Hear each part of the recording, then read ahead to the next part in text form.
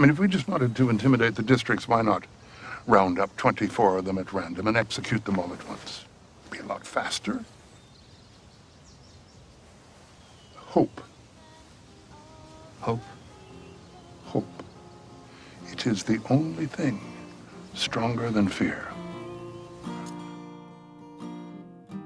Imagine there's no countries.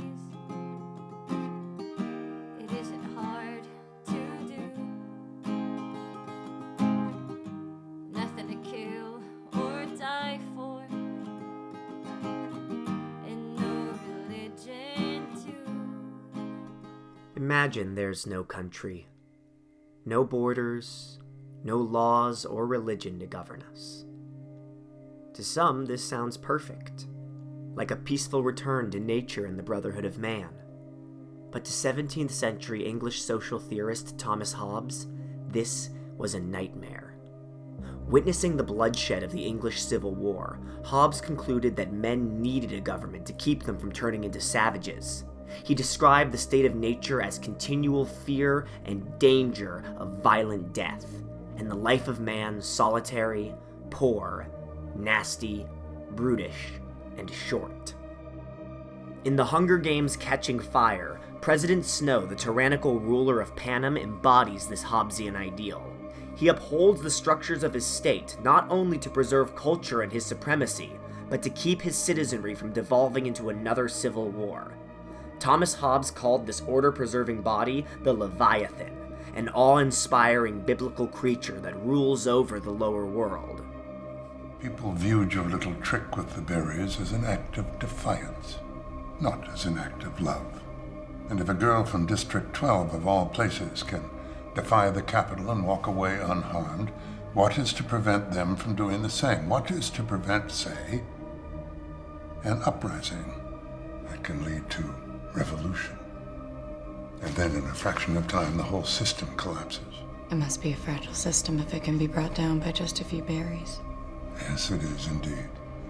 While the Leviathan looks like an invincible creature, both President Snow and Thomas Hobbes know its fragility. It relies on a social contract, an imaginary agreement where the population gives up their liberties in exchange for safety. Katniss Everdeen represents a revolutionary hope for the lower districts, and illuminates the cracks in Snow's social contract by breaking his rules. Snow, a skilled Machiavellian, can't let Katniss continue to undermine him without consequence. And he knows that in order to maintain the illusory power of his Leviathan, all solutions must be absolute. If an injury has to be done to a man, it should be so severe that his vengeance need not be feared. Snow torments Katniss, threatening her family, making her private life public, and forcing her into another killing game, with the hope that her death will shut the door on the revolutionary fervor she's stirred up. He also needs to root out the seeds of revolution in the lower districts. He does this by creating a police state and punishing revolutionary acts with public and violent displays of force.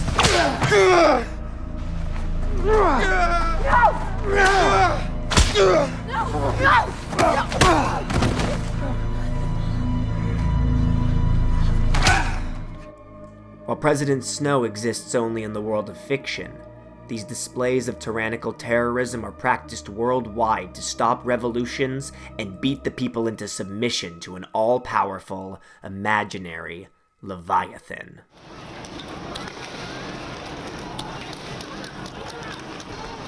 Imagine thousands upon thousands of your people dead.